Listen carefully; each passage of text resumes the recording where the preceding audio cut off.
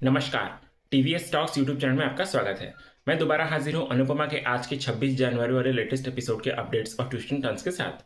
तो उससे पहले अगर आप सब लोगों ने हमारे इस चैनल को लाइक और सब्सक्राइब नहीं किया तो कर लीजिएगा और वीडियो को पूरा एंड तक जरूर देखिएगा और साथ ही साथ कमेंट सेक्शन में अपनी ओपिनियन भी जरूर दीजिएगा। तो चलिए बिना देर के जानते हैं क्या कुछ हुआ है आज के एपिसोड में पूरे डिटेल्स के साथ। तो अनुपमा सीरियल के आज के एपिसोड की शुरुआत होती है तोशु से, जो कि प्रेम को कह रहा होता है कि ओ गॉड प्रेम, इतनी अच्छी फैमिली है तुम्हारी और तुम अपसेट हो इनसे। किंजल भी फिर प्रेम को कहती है कि yes Prem, I really feel कि तुम्हें अपना गुस्सा थूक कर अपनी फैमिली के साथ पैचअप कर लेना चाहिए। ईशानी भी फिर प्रेम को कहती है एग्जैक्टली, फैमिली फैमिली ही होती है प्रेम, और फैमिली की जगह कोई भी नहीं ले सकता।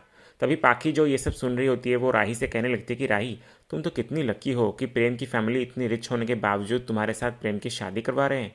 बा भी फिर कहती है कि और वो तो उन लोगों का बड़प्पन है जो इतने बड़े लोग होकर भी हमारे यहाँ माफ़ी मांगने आ गए। तभी बापूजी राही को कहने लगते हैं कि देखो बेटा, किसने क्या कहा क्यों कहा ये सब भूल जाओ और बस इतना देखो कि तुम दोनों क्या चाहते हो, उसे अच्छे से सोचो समझो फिर फैसला लो, क्योंकि इसमें तुम दोनों की लाइफ का सवाल है। दूसरी तरफ फिर अनुपमा बेचैन हो रही होती है और वो अपने कमरे में टहल रही होती है और सोचती है कि माँ का दिल है तो सिर्फ आंखों देखी पे यकीन नहीं करेगा। मेरा दिल कह रहा है कि ज़रूर कुछ और ही है जो मैं नहीं देख पा रही, लेकिन वो मुझे खटक रहा है बहुत ज़्यादा। इसी बीच फिर कोठारी हाउस में बा और पराग श्रीनाथ जी की पूजा कर रहे होते हैं और उन्हें नए वस्त्र पहनाकर उन्हें सुला देते हैं। फिर उसके बाद पराग बा को कह रहा होता है कि बचपन से सिर्फ हीरे छाने हैं मैंने, लेकिन मेरा बेटा 2 कौड़ी की रसोई में बावर्ची बनकर बैठा हुआ है। जब वो चूल्हे में खाना बनाता होगा ना बा, तभी लकड़ियाँ नहीं जलती होगी बल्कि कोठारी खानदान का सम्मान जलता होगा। तभी बा पराग को इधर से कहती है कि अगर घर में धूप लानी है तो द्वार तो खोलना ही पड़ेगा पराग। पराग फिर इधर से कहता है कि मतलब।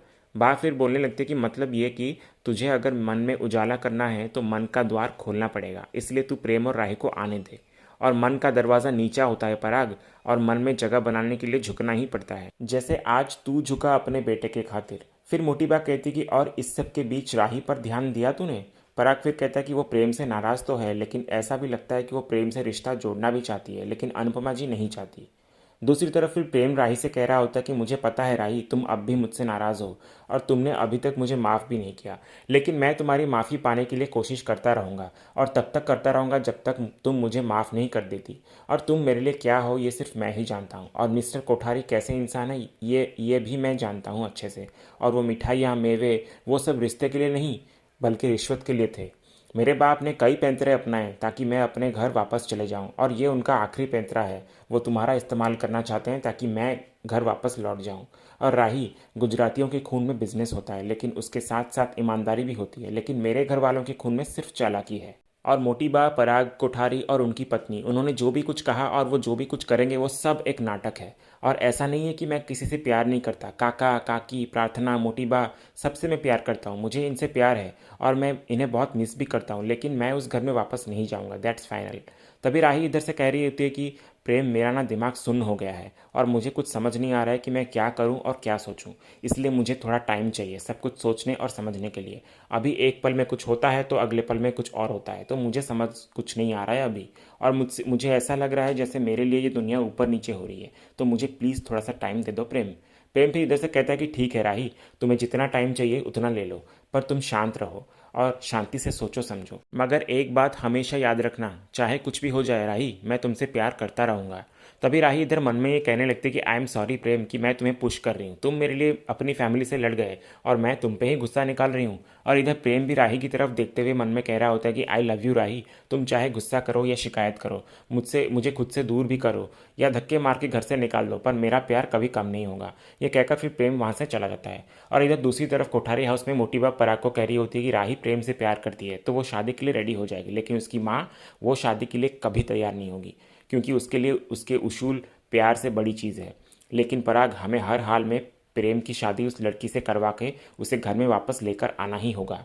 पराग फिर इधर से कहता है कि लेकिन बा, वो कहाँ और हम कहाँ। मोटी बा फिर इधर से कहती है कि यही बात हमने तुझे भी बोली थी जब तू ख्याति से शादी करना चाहता था, तूने हमारी बात सुनी नहीं ना, हमने तेरी बात मानी और आज तुझे तेरे बेटे की बात माननी होगी। देख पराग, प्रेम उस लड़की से हर हाल में शादी करेगा, तो अगर तू उसे आशीर्वाद देगा तो उसकी नज़र में तू बड़ा हो जाएगा। और जहाँ तक बात राही की है, तो ख्याति भी तो इस घर में आई थी और उसने भी अपने आप को इस घर में ढाल लिया था, तो राही भी इस घर में अपने आप को ढाल लेगी। बस हमारा बेटा घर में रहे और खुश रहे, इससे ज़्यादा हमें और कुछ नहीं चाहिए पराग। पराग फिर इधर से कहता है कि क्या गारंटी है बा कि प्रेम घर वापस लौट आएगा और राही इस घर में ढल जाएगी। बा फिर इधर से कहती है कि गारंटी तो ज़िंदगी की भी नहीं है पराग, आज है कल नहीं है। तो देख, श्रीनाथ जी का नाम लेकर आखिरी कोशिश करते हैं प्रेम को इस घर में लाने की, चाहे राही के साथ ही क्यों ना आए, पर हमारा टिंकू इस घर में लौट आए बस। दूसरे सीन में फिर राही अनुपमा को कह रही होती है कि मम्मी, मैंने सब कुछ देख लिया, सब कुछ सुन लिया, लेकिन फिर भी मुझे कुछ समझ नहीं आ रहा है। मेरे दिमाग के ना सारे फ्यूज़ उड़ चुके हैं। उन लोगों ने आपकी इंसल्ट करी, लेकिन घर आकर आपसे माफ़ी भी मांगी। फिर राही अनुपमा को कहने लगती कि प्रेम ने हमें इतना बड़ा धोखा दिया मम्मी, लेकिन फिर भी मुझे उनकी आंखों में सच्चाई दिख रही है, प्यार दिख रहा है मम्मी, और उसके पापा की आंखों में अपने बेटे के लिए तड़प दिख रही है। और उसकी फैमिली का दर्द मैं नहीं समझ सकती, वो आप समझ सकती है मम्मी, लेकिन प्रेम का दर्द मैं अच्छे से समझ सकती हूँ। और मम्मी, आप जैसे अपनी बेटी के लिए तड़पती थी, वैसे ही प्रेम की तरह मैं भी अपनी फैमिली के लिए तड़पती थी।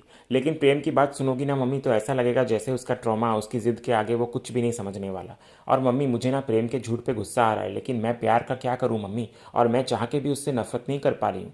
लेकिन मम्मी, एक बात तो है कि प्रेम और उसकी फैमिली के बीच जो भी कुछ हुआ है ना, उससे एक बात तो क्लियर हो चुकी है कि उसकी फैमिली उससे बहुत प्यार करती है और उसको घर वापस लेने के लिए वो लोग कुछ भी करने को तैयार हैं। तभी इधर अनुपमा मनी मन में सोचती है कि ये कैसा आभास है, कुछ गलत होने वाला है। इसका अंदेशा तो नहीं, पता नहीं क्या है, लेकिन कुछ तो है। और इधर फिर राही अनुपमा को कहती है कि और मम्मी, मेरे और प्रेम की लाइफ ना एकदम सेम है। मतलब हम दोनों के पास फैमिली थे, लेकिन फिर भी हम अनाथों वाली लाइफ जी रहे थे। और कहीं ऐसा तो नहीं ना मम्मी, जैसे आपको गलत समझती थी मैं, फैमिली को समझती थी गलत, तो वो भी गलत समझ रहा होगा, ऐसा भी तो हो सकता है ना, कोई मिसअंडरस्टैंडिंग हुई होगी। तो एक बार उसको समझाने से, उसको बताने से शायद वो समझ जाए मम्मी, और शायद उसके और उसकी फैमिली में सब कुछ ठीक भी हो जाए। हो सकता है ना मम्मी, बोलिए ना। अनुपमा फिर राही को समझाते हुए कहती कि शांत हो जा बेटा। देख बिबली, मैं जानती हूँ कि अभी तेरा मन में हज़ारों सवाल उठ रहे होंगे और हर सवाल के 10-10 जवाब भी आ रहे होंगे। होता है वह बेटी, सबके साथ ऐसा होता है, तो तेरे साथ ऐसा हो रहा है, ये कोई गलत बात नहीं है। और अब देख, प्रेम इतने दिनों तक हमारे साथ रहा, लेकिन क्या हम उसका झूठ पहचान पाए? नहीं ना। तो हम तो उसकी फैमिली से सिर्फ 2 ही बार मिले हैं, तो इतने में उनका सच कैसे पहचान पाएंगे? समय लगेगा ना बेटा।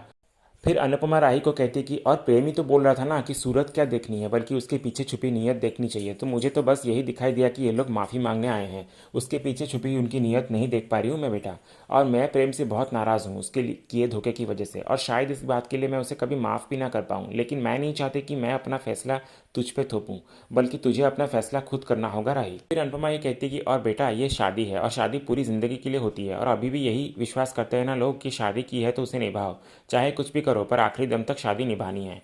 तलाक, दूसरी शादी, ये सबको आज भी बुरा समझा जाता है, चाहे ज़माना कितना भी मॉडर्न क्यों ना बन गया हो। इसलिए बहुत सोच समझ के फैसला लेना बेटा, क्योंकि शादी वो चीज़ है जिससे हमारी पूरी लाइफ बदल जाती है। और जब तेरी शादी होगी ना बेबली, तो तेरी ज़िंदगी के साथ साथ हमारी ज़िंदगी भी बदल जाएगी। और मुझे पता है कि अभी तेरा दिमाग काम नहीं कर रहा होगा, इसलिए आराम से ठंडे दिमाग से सोचना और फिर फैसला करना। ये कहकर अनुपमा फिर जाने ही लगती है कि राही उसके साड़ी की पल्लू को पकड़ लेती है और फिर कहने लगती है कि मुझे नहीं पता मम्मी कि मेरा फैसला क्या होगा, लेकिन जो भी होगा आप मेरा उसमें साथ दोगी ना। अनुपमा फिर उसे आकर गले लगाते हुए कहते कि हमेशा मैं तेरे साथ हूँ बेटा, चिंता मत कर। दूसरे सीन में फिर कोठारी हाउस में गौतम पराग को कह रहा होता कि डैड, आप उन लोगों के घर क्यों गए जिन लोगों ने आपको हर्ट किया? तो आप उन लोगों के घर उनसे माफ़ी मांगने पहुंच गए क्यों डैड? और आप दीप पराग कोठारी हैं डैड। तभी ख्याति इधर से बोलती कि हम प्रेम के माँ बाप भी हैं जमाई जी, तो हम वहाँ अपने बेटे के लिए गए थे। तभी अनिल भी ख्याति का सपोर्ट करते हुए कहता है कि बहुत अच्छा किया भाभी आपने, एंड आफ्टर ऑल बच्चों की खुशी की खातिर माँ बाप को अपना गुस्सा और ईगो साइड में रखना ही पड़ता है, और प्रेम की खुशी से बढ़कर हमारे लिए और क्या ही हो सकता है। तभी नीता भी इधर से अनिल का सपोर्ट करते हुए बोलती है कि सही बात है। फिर राजा उसको धीरे से कहता है कि मम्मी, आप क्यों इतना उछल रही हैं, और प्रेम के वापस घर आ जाने से मेरी वही हालत हो जाएगी जैसे पापा की मोटा भाई के सामने है। नीता फिर राजा को कहती है कि ऐसा कुछ भी नहीं होने वाला, और प्रेम को बिजनेस में कहाँ इंटरेस्ट है, बल्कि उसको तो खाना बनाना अच्छा लगता है, तो वो आकर यहाँ भी वही करेगा।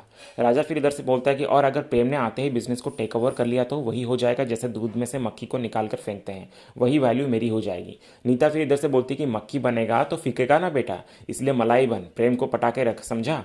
फिर इधर प्रार्थना आकर पराग को कह रही होती है कि पापा आपने बिल्कुल सही किया, वो लोग बहुत अच्छे लोग हैं, तभी तो प्रेम उन्हें इतना मानता है। फिर मोटी बाई इधर से बोलती है कि बस श्रीनाथ जी राही मान जाए, और जैसे तैसे करके प्रेम को घर ले आए वापस। फिर मोटी बा पराग को कहती है कि प्रेम इस वक्त पूरी तरह से उसकी मुट्ठी में है, हम मुट्ठी को खोल नहीं पा रहे हैं तो हाथ ही थाम लेते हैं ना।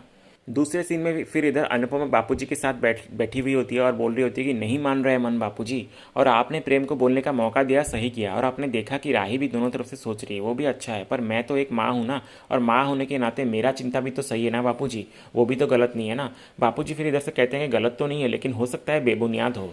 अनुपमा फिर बोलती है कि और अगर नहीं हुई तो। फिर अनुपमा कहती है कि उसने बहुत कुछ झेला है बापूजी, बहुत कुछ खोया है राही ने, तो मैं उसे खुश देखना चाहती हूँ, पर अगर उसे शादी के बाद भी सुख नहीं मिला तो। और मैं प्रेम पे चाहकर भी भरोसा नहीं कर पा रही हूँ बापूजी। और उसके फैमिली वाले ऐसे कैसे कि रातों रात उनका इतना गुस्सा एकदम से शांत हो जाए और वो माफ़ी मांगने आ जाए। और हो सकता है कि जो मैं उनके बारे में सोच रही हूँ वो गलत हो, लेकिन ये भी तो हो सकता है ना बापूजी कि मैं उनके बारे में जितना सोच रही हूँ वो लोग उससे भी ज़्यादा डेंजरस हो। बापूजी फिर इधर से बोलते हैं कि मुझे नहीं लगता कि प्रेम की माँ कोई नाटक कर रही है। अनुपमा फिर बोलती है कि नहीं नहीं बापूजी, ख्याति जी नाटक नहीं कर रही थी, वो तो सच में बहुत अच्छी है, अच्छी औरत है वो, लेकिन पराग कोठारी और वसुंधरा कोठारी, उनका बर्ताव मुझे बहुत खटक रहा है बापूजी। और मैं बहुत कोशिश करती हूँ बापूजी कि पॉजिटिव सोचूं, लेकिन हो नहीं पाता बापूजी, भरोसा ही नहीं हो रहा है, बहुत डर लग रहा है बापूजी, और पता ही नहीं मेरी राही इन रिश्तों के भूल भुलैया में सही रास्ता ढूंढ पाएगी या नहीं। बापूजी फिर इधर से अनुपमा को समझाते हुए कहते हैं कि देख बेटा, तेरे चिंता करने से ना तो हालात बदलेंगे और ना ही किस्मत, बल्कि जो लिखा है ना वो हर हाल में होकर ही रहेगा। हाँ, कभी कभी सब कुछ किस्मत पे छोड़ देना चाहिए, और माँ बाप कितनी भी कोशिश कर लें पर बच्चों की किस्मत नहीं बदल सकती। सीरियल में आगे फिर हमें अनुपमा को दिखाया जाता है जो कि अन्नू की रसोई में होती है, तभी उसे पराग का कॉल आता है, तो अनुपमा इधर से कॉल रिसीव करके जय श्री कृष्ण कहती है, तो पराग भी इधर से जय श्री कृष्ण कहता है। तो अनुपमा फिर पराग को पूछती है कि इतनी रात को फ़ोन किया आपने, कुछ ज़रूरी काम था क्या? पराग फिर बोलता है कि बाप को रहा नहीं गया, बेटा जल्द से जल्द घर लौट आए, इसलिए हम इस रिश्ते के लिए जल्दबाजी कर रहे हैं, और आपको इतनी रात को फ़ोन कर रहा हूँ तो इसे एक रईस की बदतमीज़ी नहीं बल्कि एक बाप की मजबूरी समझिए। और अनुपमा जी, मैं अच्छे से जानता हूँ कि आपको ऐसा लग रहा होगा कि हम इतने डेस्परेट क्यों हो रहे हैं, कहीं ऐसा तो नहीं कि सबके पीछे हमारा कोई चाल हो। यकीन मानिए अनुपमा जी, मेरा कोई हिडन एजेंडा नहीं है, मैं हीरो का व्यापारी हूँ तो क्लैरिटी में विश्वास रखता हूँ। और आपकी बेटी और मेरा बेटा एक दूसरे को चाहते हैं, तो इसे आप मेरा स्वार्थ समझिए या एक बाप का प्यार, लेकिन मुझे सिर्फ मेरे बेटे की खुशी चाहिए। फिर पराग यहाँ से कहता है कि इसलिए मैं और मेरा पूरा परिवार चाहता है कि आप सब हमारे यहाँ आए, जो हुआ उसे भूल के ऐसे जैसे पहली बार आ रहे हों, और कल हम लंच पर आपका वेट करेंगे, कहें कहें तो मैं गाड़ियाँ भिजवा दूँ। फिर इधर से अनुपमा कोई जवाब नहीं देती, सिर्फ जय श्री कृष्ण बोलकर फ़ोन काट देती है। फिर तभी अन्नू की रसोई के कुछ बर्तन गिर जाते हैं, तो इधर अनुपमा बर्तन को उठाते हुए कहते हैं कि ये बर्तन को तो मैं समेट लूँगी, लेकिन रिश्ते को कैसे समेटूँ। और इधर दूसरी तरफ पराग मोटीपा को कह रहा होता है कि क्या बा, इसने हाँ या ना कुछ भी नहीं कहा। बा फिर इधर से कहते कि कल सुबह तक तो बता ही देगी, इसलिए हम अपनी ओर से सारी तैयारियां करके रखेंगे, और हमें पूरी उम्मीद है कि वो लोग आएंगे। पराग फिर इधर से कहता है कि ज़्यादा उम्मीद मत रखना बा फिर बोलती कि अब उम्मीद रखने के अलावा कोई और रास्ता है क्या हमारे पास? हम तो जी भी इस उम्मीद से रहे हैं कि एक दिन हमारा टिंकू घर वापस लौट आए। फिर इधर दूसरी तरफ राही भी अनुपमा की सारी बातें सुन चुकी होती है और अनुपमा के पास आती है, तो अनुपमा राही को कहती है कि तुमने सुन ही लिया होगा कि वो लोग क्या कह रहे थे, वो लोग चाहते हैं कि तू और प्रेम जल्द से जल्द शादी करके वहाँ पे चले जाओ। राही फिर बोलती है कि मैंने सुना मम्मी, और मम्मी वो लोग माफ़ी मांग रहे हैं, सामने से फ़ोन करके घर बुला रहे हैं, गलती को सुधारने की कोशिश कर रहे हैं, इनफैक्ट इतना सब कुछ हो जाने के बाद भी समझदारी से सब कुछ हैंडल कर रहे हैं। और मम्मी प्रेम तो अभी गुस्से में है, तो कम से कम हमें तो कोठारी इसको समझना चाहिए, तो हमें उनके घर जाना चाहिए मम्मी। और मैं प्रेम से बात करती हूँ ना, अगर वो जाना चाहता है तो इट्स फाइन, और अगर वो नहीं जाना चाहता है तो हमें तो जाना चाहिए मम्मी। और आप ही तो कहती है ना मम्मी कि हम दूर से किसी इंसान को जज नहीं कर सकते, तो हम जब तक उनसे बात नहीं करेंगे, उनसे मिलेंगे नहीं, तो हम कैसे समझेंगे कि वो इंसान है कैसा। और मम्मी मुझे डिसाइड करने में भी हेल्प होगी, तो हम जाएंगे। फिर राही अनुपमा को पूछते कि आप चलेंगी ना मम्मी, तो इधर से अनुपमा कुछ भी नहीं कहती, और इसी सीन के साथ ही आज का ये एपिसोड यहीं खत्म होता है। तो इसी तरह के अनुपमा के डेली एपिसोड के अपडेट्स जानने के लिए हमारे इस चैनल से जुड़े रहिए, चैनल को सब्सक्राइब करना मत भूलिएगा। मिलते हैं हम एक नए एपिसोड के अपडेट्स के साथ। धन्यवाद।